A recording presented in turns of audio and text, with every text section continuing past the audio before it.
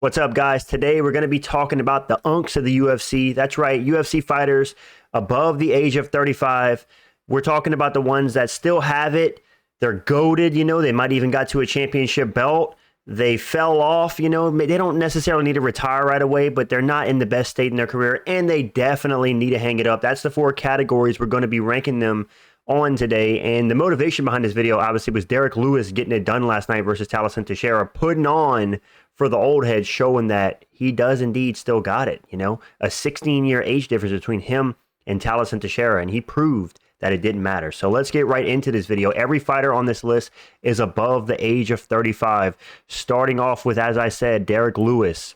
UNC still got it. Listen, Derrick Lewis, most knockouts in UFC history. He extends that to 16 knockouts over Thaleson Teixeira. A little bit of an early stoppage, but it is what it is. It happens. The ref stepped in. He did his job. And yeah, man, Derrick Lewis, no matter who he fights, imagine the scene if Derrick Lewis were to get a title shot versus Tom Aspinall and sleep him. You never know, man. Crazier things have happened. This guy always is underestimated when it comes to his power. Sure, he's never the most technical or skilled fighter out there, but when it comes to power, this guy's second to none, and it's why he has the most knockouts in UFC history. Next up, we got Josh Emmett. Josh Emmett, 40 years old. I'm going to say Josh Emmett fell off a little bit, Josh Emmett at one point, to be honest, Josh Emmett never really had any great wins. He kind of robbed his way into the top five whenever he got that robbery win, I think, above Calvin Kattar. He was twisted into a pretzel by Yair Rodriguez, but he is one of the only fighters to go to decision against Ilia Topuria, despite getting his ass kicked in that fight, 50-42, by the way. And he obviously sent Bryce Mitchell into the shadow realm. But let's be real, Josh Emmett fell off a bit. He's 40 years old. He just got kind of schooled by Lerone Murphy. He's obviously going to be slowing down and getting older and older with his big meaty hooks. I know he probably thinks he's still in his prime, but at 40 years old, he's definitely fell off. Sure, he can have some fun fights. He's always dangerous, just like Derrick Lewis, to knock anybody out. But I definitely think Josh Emmett, he doesn't necessarily need to hang it up right away, but he's definitely fell off a bit at this current stage in his career. Next up on the list, we got Beneil Dariush. You know what? I don't know if I want to put Beneil Dariush and he still got it or he fell off. Because, I'm going to be honest with you. Beneil Dariush 4 years ago would have schooled Moicano and not got dropped. He kind of did school Moicano, but he got dropped in the fight, which Moicano isn't known for his power.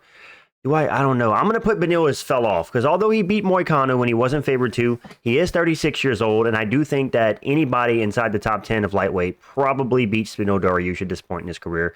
He's a bit chinny, he's older, he's slower. He got knocked out by Arman Tsarukyan, which, let's be real, Arman Tsarukyan never really had like one-punch knockout power. So the fact that he got knocked out cold by Arman just shows that his chin is not necessarily the best. Charles Oliveira also finished him. Sure, he just got a win over Moicano, but Moicano kind of let him get the win. Moicano just looked at him and did nothing. But Beneil Dariush in his ripe old age, I know he looks like he's 45, but he's actually 36.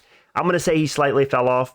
You can say he still got it a little bit, but to me, he fell off given his most recent performances. Next up, he fought last night, Stephen Wonderboy Thompson. I kind of feel bad for him because you know what? We all love Stephen Wonderboy Thompson. We love his striking. We love his personality. And he might just be the most in shape and best looking 42-year-old of all time, but let's call it what it is. He's 1-5 in his last 6, and he just dropped a very close yet controversial decision to Gabriel Bonfim. But I think what this shows us is that Wonderboy's definitely past his prime, He's 42 years old. He took a nasty injury on his leg where he was on crutches after the fight. And at this point, man, I know he said he wants to fight to 45, but I think that Stephen Thompson has had a lot of fun matchups in his career. He's given us, 12, 13 years now of himself in the UFC. He's proven all he's had to prove. He's almost beat the champion in Tyron Woodley back in the day. I think he should hang it up, stick to coaching karate, stick to teaching the next generation of MMA. We don't want to see old Wonderboy get knocked out or pieced up by a guy that never would have did that to him in his prime just because he's older.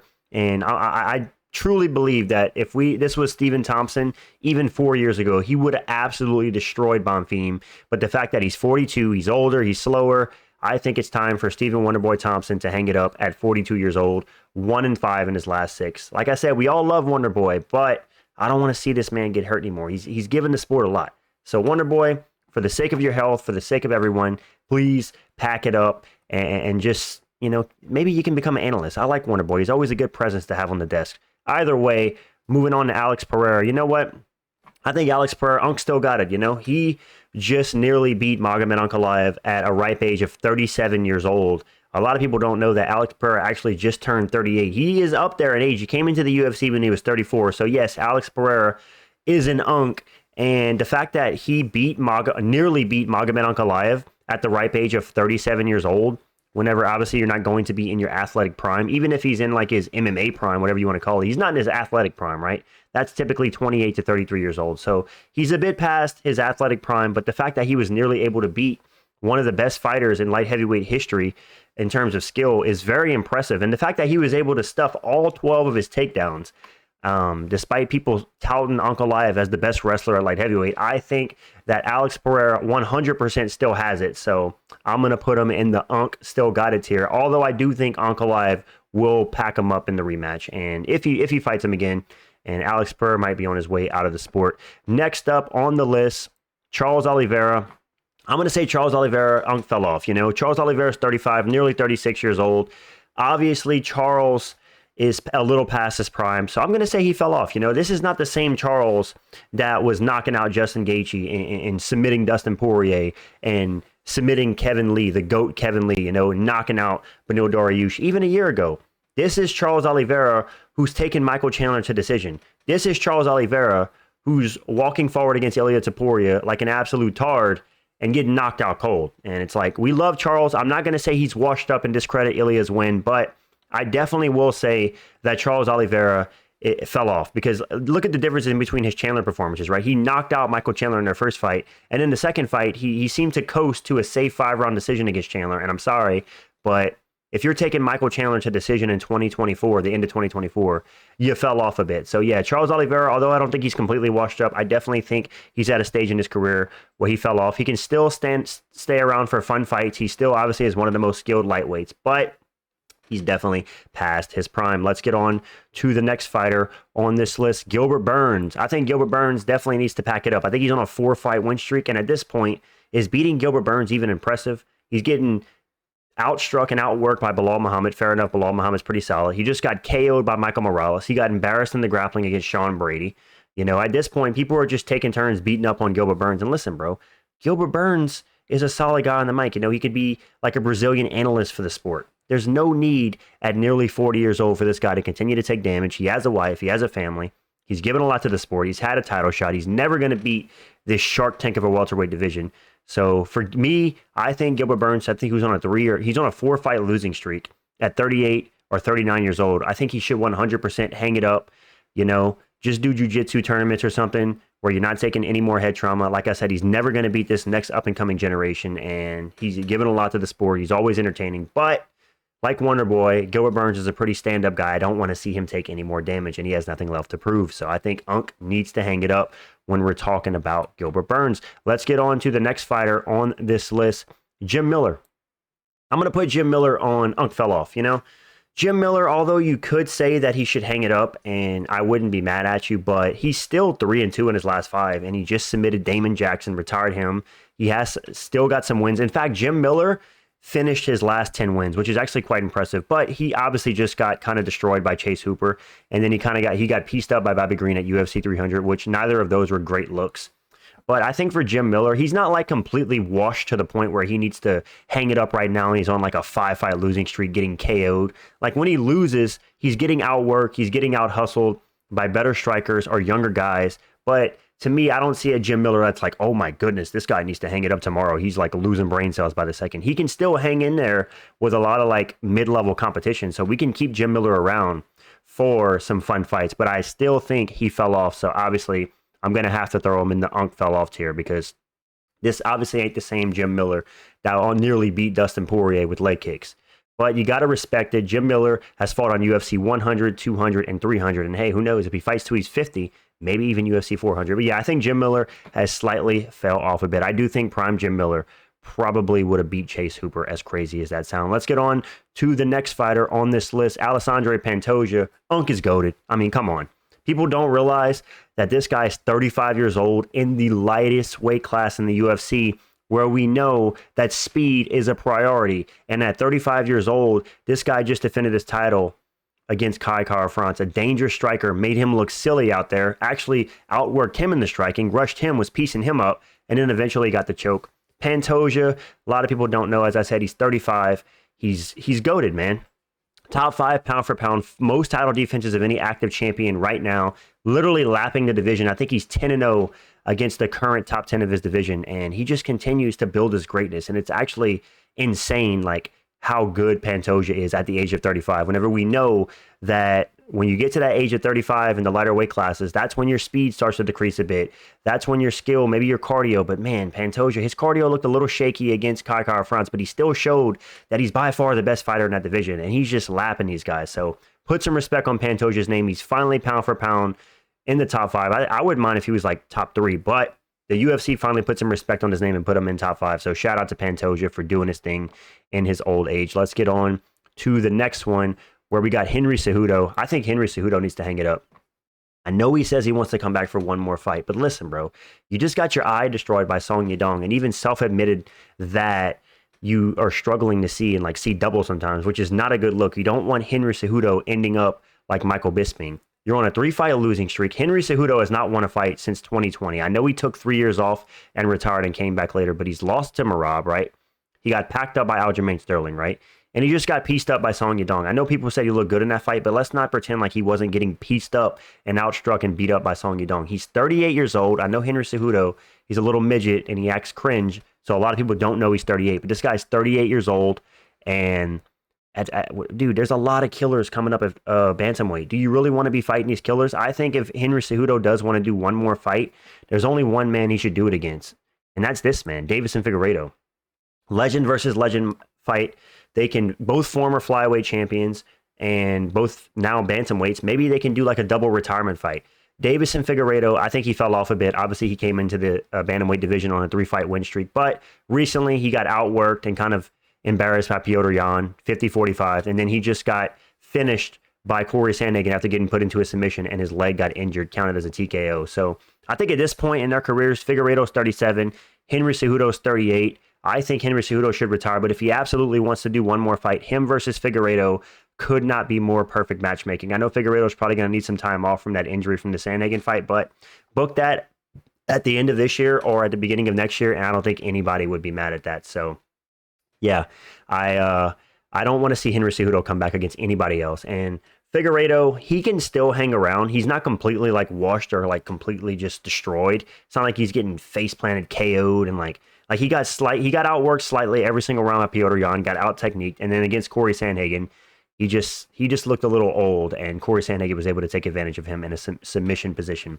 And I still think that Deiveson Figueiredo can beat a lot of these bottom feeder bantamweights. But either way, I think Figueiredo definitely fell off a bit. Let's get on to the next fighter, Belal Muhammad. I'm going to put Belal Muhammad in Unc Still Got It. Listen, I know you guys know I love dunking on Belal Muhammad. It's one of my favorite pastimes, but I'm not going to pretend like he's not an elite welterweight. The fact that he went all 5 rounds with a prime JDM who was on a 17-fight win streak and is now on an 18-fight win streak en route to becoming the welterweight champion. JDM is not an easy fighter to beat. And Belal Muhammad didn't go for a takedown. And although he did get outstruck for most of the fight, he still showed that his boxing, maybe he doesn't have hands like Canelo, but he might have hands like Ryan Garcia. I'm joking, but yeah, Belal Muhammad is obviously at 37 years old. I still think Unc has it. I still think he beats a lot of these higher welterweights. I think he beats Joaquin Buckley. I think he beats Kamaru Usman. I think he might even beat Ian Gary with the grappling. You never know, man. Like I said, you guys know I love to dunk on Belal Muhammad for his inactivity and whatnot. But shout out to Belal Muhammad at 37 years old. Became champ at 35, 36, which is very impressive whenever you consider how hard that is to do with how many killers there are at welterweight. So yeah, I'm going to say Unc Still Got It. And if Belal Muhammad were to go up against Usman next, I actually would pick him to win because I think he would be able to stop the takedowns at Usman and outstrike him on the feet. Speaking of Kamaru Usman, I was going to put him in fell off, but just because I got to respect that win over Joaquin Buckley, who was undefeated at welterweight on a 6-fight win streak. I'm going to put Kamaru Usman in the Unc Still Got It tier as well. I know his striking didn't look the best whenever he recently returned against Joaquin Buckley, but he showed to be in prime form in terms of his wrestling, taking down Buckley over and over, dominating him on the ground. It was a little dicey when it got on the feet, but unlike Belal Muhammad, I do think that Kamaru Usman still loses to a lot of these top welterweights. I think he loses to Belal. I think he would lose to Shavkat. I think even Ian Gary would be able to piece up Kamaru Usman. But I'm still going to say that he still got it because I still think Kamaru Usman beats like half the top 15 at welterweight. He just doesn't beat the top guys. So maybe a little under Belal Muhammad in the Unk still got it tier, but nonetheless, he proved against a dangerous up-and-comer in Joaquin Buckley, who was on a 6-fight win streak, that Unk does indeed still got it. So shout out to Kamaru Usman. He finally got a win for the Pound for Pound podcast, because if you guys didn't know, before Kamaru Usman beat Buckley, him and Henry Cejudo ran a podcast dubbed the Pound for Pound podcast, and they were a combined 0-6 in their last 6 fights. I just thought that was a bit ironic that their podcast was named that, despite having no wins in like the last 5 years. Either way, let's get on to Jan Blachowicz, who I'm also going to say, Unk still got it. Listen, I know he just lost to Carlos Alberg, and we know that prime Jan Blachowicz would have worked Carlos Alberg, but he proved, man, that was a really close fight. It could have went either way. A lot of people thought that Jan Blachowicz won because Carlos Alberg was just throwing little tapping leg kicks, not doing much damage. But man, that was Jan Blachowicz after a year and a half off, coming off of major shoulder surgery. And this guy still went tit for tat on a guy that was on like, what, a 7-8 fight win streak and nearly beat him. So I'm definitely going to say at 42 years old and still being in the top 5 of the light heavyweight division, Unk still got it. I still think that Jan Blachowicz beats like 10 of the 15 top 15 fighters at light heavyweight. I think Jan Blachowicz would school Jamal Hill. I'd even favor him to school Khalil Rountree maybe. I don't know, but man, Polish power, Jan Blachowicz, put some respect on this guy's name. This guy became champion at what, 38 years old? 42 years old, still came back and looked in pretty good form against Carlos Alberg after a major surgery. So I still think that Unk still has it in his cake. Let's get on to the next one. Calvin Kattar lost last night to Steve Garcia, and that is Calvin Kattar's official 5th loss in a row. And I think it's time for Calvin Kattar to hang it up. I mean, you guys know I'm very critical of Calvin Kattar. This is a guy that's been in the UFC since, what, 2014, 11 years. And I just haven't seen any involvement in Calvin Kattar, man. He goes in the ring, does the same thing every time. He's looking to box. He's looking to throw elbows. He's not looking for jiu-jitsu. He's not looking for takedowns. He's not looking for wrestling. Calvin Kattar's failed to evolve, and the game has passed him up. That's clear. And he hasn't really looked the same since he injured his knee against Arnold Allen and came back. He's just been a shell of his former self. He got ragdolled by Aljamain Sterling, right? He got packed up by Yusuf Zalal, and now he just got busted up by Steve Garcia. I think it's clear that Calvin Kattar's taken a ton of damage. That Max Holloway fight in 2021, I mean, that was a generational amount of damage. So maybe Max Holloway just took his soul. But like I said, it's clear to me that Calvin Kattar, who's on a 5-fight losing streak at 37 years old, and he's got a lot of miles, I think he should hang it up, man. I don't see a reason for Calvin Kattar to fight anymore. Maybe it's financial reasons, but I'm sure he could do good things at his gym to make money there, or become an analyst. I mean, that'd be interesting, Calvin Kattar on the mic. Who knows? But yeah, this guy's just washed. I think Calvin Kattar is one of the most washed fighters on this list. You don't go on a 5-fight losing streak without being washed. So yeah, I think Calvin Kattar should pack it up. Let's get on to the next one. Alexander Volkanovski. Shout out to Volkanovski, the first fighter in UFC history below the weight class of 155 to win an undisputed belt. That's right, Volkanovski on a 2-fight loss streak against all odds, a year out of the cage, coming off of back-to-back knockout losses, does the unthinkable, comes back against Diego Lopez at the ripe age of 36, and he wins the belt and looks good doing it. Sure, he looked a little bit slower, his chin looked a little bit shaky, but to be the first guy to win a belt at the age of 35 in the lower weight classes, and he was 36, he's nearly 37, and this guy is the champion in the featherweight division again. I mean, how admirable is Volkanovski? The discipline and just the sheer like willpower to win and be one of the greatest fighters of all time is amazing that this guy presents that. So I got to put some respect on Volkanovski's name. The fact that him and Pantoja are champions in their age at 35 and 36, whenever they're fighting in these lower weight classes, is honestly remarkable. Like just how unforgiving and dangerous of a sport this is. Typically, Volkanovski loses to a Diego Lopez, which I picked him to lose. I thought Diego Lopez was going to knock him out, but for him to come back and face a dangerous puncher in Diego and be able to get it done and not get completely destroyed was admirable. It was impressive, and it's why this guy should be in everybody's top 5 GOAT list. Shout out to Volkanovski. Unk is absolutely goated. Let's get on to the next one. We got Jared Cannonier. Listen, I'm going to put Jared Cannonier, and Unk still got it. I mean, look what Gregory Rodriguez just did to Jack Hermanson. Who does that to Jack Hermanson? And then look what Cannonier did to Gregory Rodriguez. He KO'd him. I know Cannonier had a tough time in the beginning of that fight, but man, he came back to destroy Gregory Rodriguez and finish him and show at the ripe age of 41 years old, Jared Cannonier is still doing his thing, man. He's still dangerous. He's still one of the most crafty strikers in that division. He's very hard to outstrike. Jared Cannonier gave Robert Whittaker fits back in the day. He completely destroyed Marvin Vettori. He had moments against Israel Adesanya, even though he kind of got schooled in that fight. But Jared Cannonier proved time and time again, even through his late 30s and early 40s, that this guy is one of the hardest fights. I mean, even against Nasruddin Imavov, where he got like an early stoppage in that fight, he still looked good. You know, he was giving Imavov fits, right? Cal Barajo beat up Jared Cannonier, but even then, he was hanging in there. My point is, Jared Cannonier still got it, and he's going to be a tough fight for anybody in the top 10 of the middleweight division. It's very hard to just steamroll and walk past Jared Cannonier. And listen, man, he's fighting Michael Venom Page. That's going to be a tough matchup for him, but I would not be surprised if he gets that fight done, just given his experience and just given his craftiness on the feet. And speaking of Michael Venom Page, I'm going to put him in the Unk Still Got It tier as well. Listen, Michael Venom Page at 37 years old absolutely schooled an undefeated Sharon Magomedov, who's known to be one of the most dynamic strikers in that middleweight division. Undefeated, Michael Venom Page went out there fast on his feet at nearly 38 years old and completely schooled Sharable. It made him look silly. And it's almost like insane, like how this guy's been able to be nearly 38 years old, moving around the octagon like he's floating on water and just not look like he's losing a step. Like the fact that most guys, when they get to the upper 30s, that, you know, they still have their power, they still have their technique, but they lose a bit of that speed. Michael Venom Page seems to be getting faster with age. So is this guy on some new PED that increases speed? Who knows? But I'm going to say Unk Still Got It. Michael Venom Page entered the UFC when he was like 35, and now he's nearly 38, and he's still packing these young guys up. So the only guy to beat Michael Venom Page in the UFC is who? Ian Gary. I know he's only had 3 fights. He schooled Kevin Holland, and he schooled Sharon Magomedov. And if he schools Jared Cannonier, man, Michael Venom Page will be a top middleweight fighter. So let's see what happens in that fight. Moving on to the next fighter on this list, Israel Adesanya. Israel Adesanya, I think he fell off. Listen, I'm not going to say he needs to hang it up, although I have called for Izzy's retirement. He could still have fun fights. He still looked good in round 1 against Imavov, right? He still looked good nearly the whole fight with Drickus, right? I know he got schooled by Strickland. The only reason I would say that maybe Israel Adesanya needs to hang it up is because he got dropped by Imavov like in the first or second round and knocked out. That's not a good look for your chin, right? Because it's not like Imavov, this is like this insane power puncher. Imavov, he has decent power, but he's not a guy that's laying guys out flat, right? Typically, he can drop a guy, but he's typically not like a one-punch KO artist. And the fact that he was able to hit Adesanya on his chin and knock him down is not a good sign for Adesanya's chin. However, even during his last 3 losses, Adesanya still looked like he can compete in there. He can still fight at the highest level.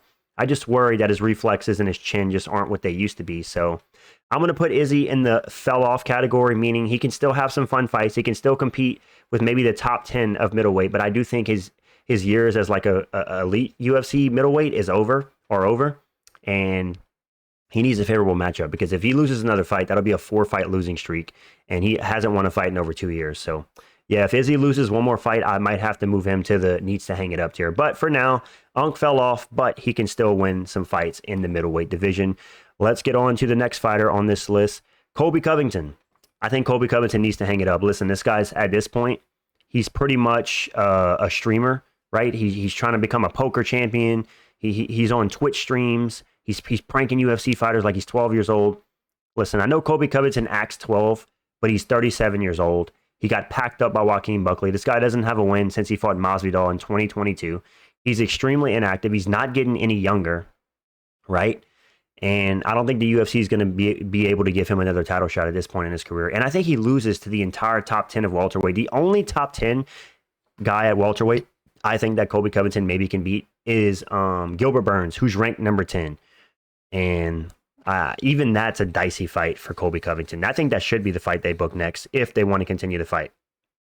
Covington versus Burns, double retirement. But honestly, I don't care to see either of these guys fight. Maybe Covington one more fight just because he's funny on the mic with his nicknames. I mean, he recently called Ian Gary Corner McGregor, which is one of the funniest names I've ever heard. But either way, I don't care to see Covington continue in the UFC. Or maybe I do. Maybe I want to see him get beat up a few times for beating up on Unks. Now that he's the Unk, it's time for him to get beat up on. But nonetheless, if you want my objective opinion, I think Colby Covington should hang it up. I think he's on, a 2 or 3 fight losing streak now. Nothing else to prove. He's had a million title shots. He's lost them all. Pack it up. Go become a poker star or go become a Twitch streamer because that's what you're good for at this point. Let's get on to another fighter, Aljamain Sterling.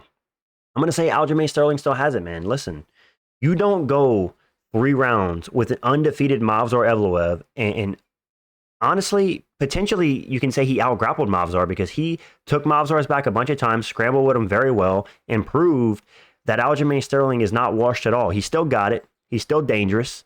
Well, I won't say Aljamain Sterling's dangerous because he doesn't really finish anybody these days. So not dangerous, but he's still very skilled and capable in the grappling and still shredded, man. Even at Aljamain Sterling, people forget, man, he's almost 36 years old. I think he turns 36 this month. This guy came in the Movsar fight last year, gave him all he could handle, an undefeated up-and-coming Russian. We know how hard it is to beat those guys.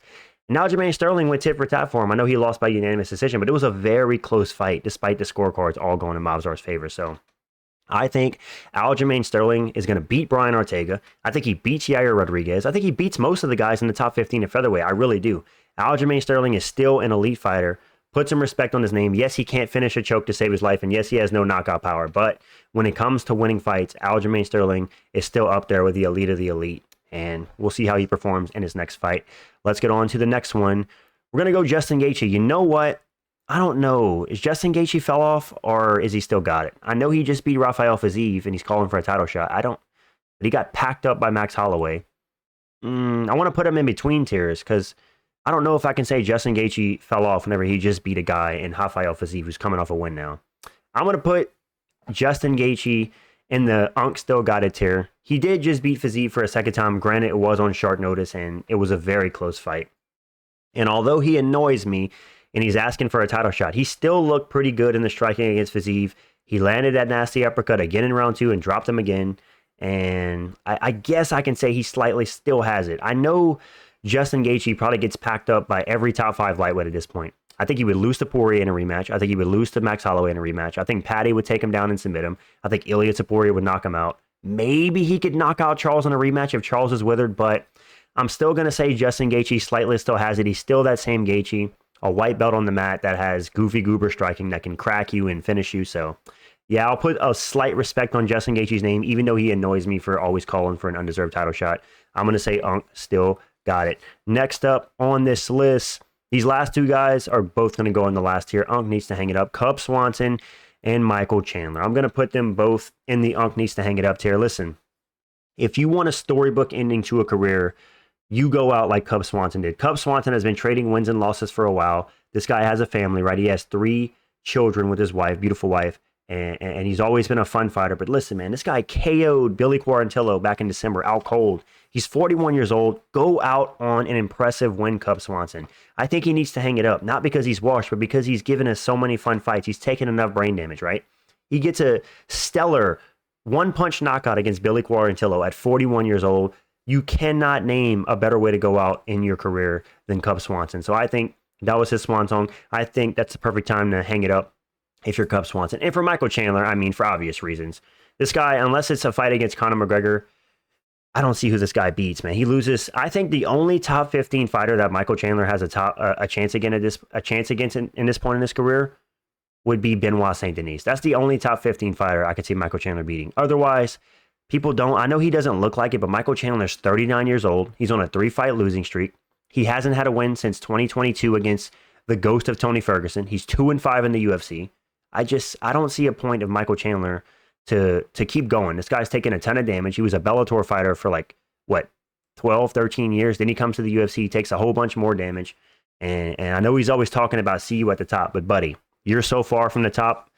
All jokes aside, Michael Chandler is always 2 losses away from a title shot, so you never know. But if you ask me my honest opinion, I think that Unk needs to hang it up. Taking a lot of damage. Again, he has a family. He has some children he's raising, so no need to go in there and take even more damage. Michael Chandler should become like a motivational speech. He's always talking about, putting on your bootstraps and just being in there and motivating people and see you at the top. But God bless. But yeah, Michael Chandler should pack it up. 3-fight losing streak. He loses to nearly every single top 15 lightweight at this point. And yeah, guys, this is the tier list of the best and worst Unks in the UFC and where I think they are in their respective careers.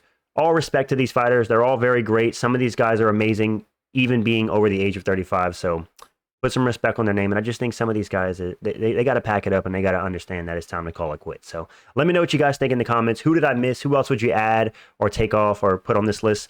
Give me your opinions down below. Appreciate you guys. I'm out. Peace.